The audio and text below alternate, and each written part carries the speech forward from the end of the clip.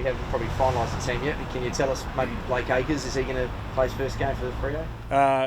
No, it's unlikely at this stage with Blake. He probably needs a run. He's been out with that hamstring injury and now a calf injury for a while, so we look to get him some minutes. In the reserves. I think it's best for his preparation and best for his resilience probably going forward. So, that's where it sits. So maybe one game in the sort of reserves or whatever they call it, and then maybe next week he might be available? Yeah, we hope so. We hope he comes to hand pretty quick. I mean, I think he showed in the pre-season that he's going to be a really handy pickup for us, and having someone who can accumulate possessions and run those wing patterns will be really handy for us. We just got to make sure that we get some AFL fitness into him and get some form into him as well. Connor Blakely then, does he start firming? Have you been looking for a chance to get him in that midfield and now there is one? Yeah, we've got to get through training with him and Sean and Sturdy, and then we'll decide what our mix is after. It's hard to say because we need to get through training. There's always guys that are a little bit sore and need to get through, so we'll sit down as a match committee and discuss all those situations. What did you like about Blakely last week in that scratch match? Well, clearly he's good around clearance in the contested situation. And he can clearly accumulate possessions. So his ability to find the ball was really strong. He's really adaptable and willing to learn, and he's been such a real positive attitude around the place. So he's doing a lot right. How's his match fitness, given that's all he's done from a game perspective? How did he feel after trying to run out that game? It's a shortened game, 20-minute flat quarters plus rotation. So his game time wasn't massive, but when he was on, he ran really well. It's just really good for all our players that weren't selected in the main team to get a run and play against an opposition. I mean, it's really frustrating for them not to be able to go out on the weekend and consistently and be able to perform against another team. So it was great for all our players the last weekend, and this weekend they'll get another hit out to back it up. So that's a great thing for our players. What do you think with Darcy? He's probably the one that needs to get through training. He pulled up well from his game last week. I've said all along that I'm willing to play him, Hogan, Taberner and Lobby together. So we might get a look at that this week. We've just got to get through training and discuss it as a match committee, but that's probably firming. Having the three talls in attack, is that an exciting proposition for you to look at and see all of them and see what they can bring? Yeah, absolutely. And I think what we've seen from Jesse the first 2 weeks back is more of a mobile leading type player. So for the other two to do the heavy lifting down the line and be able to give us a contest that'll allow him to play to his strengths a little bit more. You mentioned you'd like to see, a bit more of a consistent effort from some of the younger midfielders with Nat out at least this weekend. I guess it proves a really exciting opportunity for one of them more of them to sort of step up and really stake a claim in that chance. It's a great point. It's going to take a collective midfield group to cover the loss of Nat. He's clearly a champion of the game. So it's a big hole that we're missing, but I'm really excited to see what Chera Brayshaw can do through there. Strong will get another chance at it. So I'm excited for the opportunity that they'll get. Michael Frederick's been one that's impressed a fair bit in the scratch matches so far, and obviously in the sort of the lockdown period. How close is he to maybe getting a crack? Yeah, his name's coming up at selection from the coaches. He's definitely got some attributes that will allow him to be a really good AFL player. We've just got to get the timing right with him. There's a few structural things that he's working on and running patterns at AFL level that he needs to get right, but he's developing really, really well. His time won't come this week, but it'll come in the near future. And Luke Valenti, he must be pretty close. He's obviously a highly rated midfielder.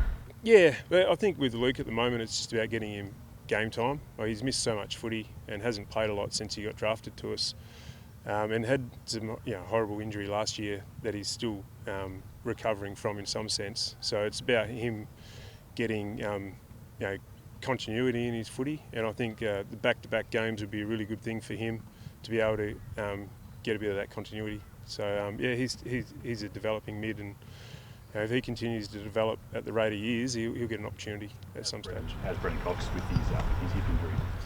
He's not going to come up this week.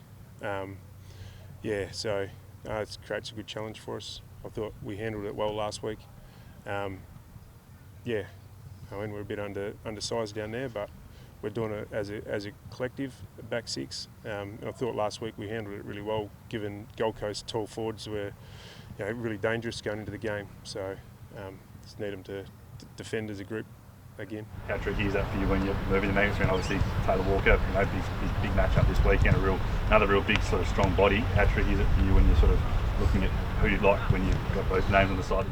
Yeah, it makes it a little bit trickier. I mean, we've got some players obviously on the injury list that we'd play, but I also see it as a challenge, and it's not just on our back six, it's on us as a team to make sure we defend well and make sure we get some heat on the ball, which is probably something that we've hung our backs out to dry out certain parts of the game, that pressure on the ball. So we need to defend really well and compete really hard as a team this week. Just quickly on those the two big guys, obviously Joel and Alex, just in the most recent injury update, we had a bit of a setback for Joel, but Alex is out of his boot, so some positive and negative updates there. What's the latest with those two in their recovery? Well, Piercy got some really good news with a scan the other day, so he'll be able to progress with his rehab, which is great for him because he's had a number of setbacks now. So to have some good news was great for him. And Joel's just having some complications. I'd love to be able to describe them to you, but I can't do it. I haven't got my doctor's hat on. He's just having a few complications with that ankle. So we're looking at different strategies to help free that ankle up and help him get some movement in it. Our own thing we've got to remember with Joel is it was a really significant injury and not a normal ankle injury. So we've got to just work through the best case scenario for him, and he's in discussions with the docs and medical staff to what that looks like. I haven't given up hope. If he can free that ankle up, he'll get back reasonably quickly, but it's just a matter of time to see how long that'll take, I suppose. Joel and Alex both in the leadership group, and Matt's your captain. You've been missing a hell of a lot of that leadership group at the moment. You put it on the young guys. You need more leadership now because the actual leaders aren't going to be out there. Absolutely. We don't really need to worry about who we're missing for that to be the case. Even if Nat and those guys were playing, we'd be asking more of them. So we're looking to develop a group of leaders that is a lot deeper than we've got at the moment. We've seen some really good signs with some of those emerging leaders we've earmarked. So it's a great opportunity for them to stand up more. Who are your captains this week? Is it Dave or Sonny? We haven't actually talked through that. What we've probably it's probably not really the leadership that we've talked through that we're going to miss from Nat this week. It's probably more the midfield mix and probably more that everyone's going to have to stand up and fill the gap what he leaves football ability, but fill the gap that he leaves leadership. So we've got some willing applicants, but we haven't made a call on that. What have you made from Adelaide? Obviously they're not having a great start to the year. What have you made from watching him this week?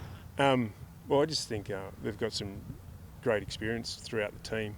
And I felt like last week they got their game going, especially in that second half. Like third quarter, it looked a bit more like the ball movement of Adelaide of old, where they came back through the corridor, got it in quick to Taylor Walker and their forwards, and they just looked really dangerous. So they'll take a lot of positives out of that. They'll feel like they're on the up. So we're going to have to be on our game. We've prepared our players for Adelaide at their best.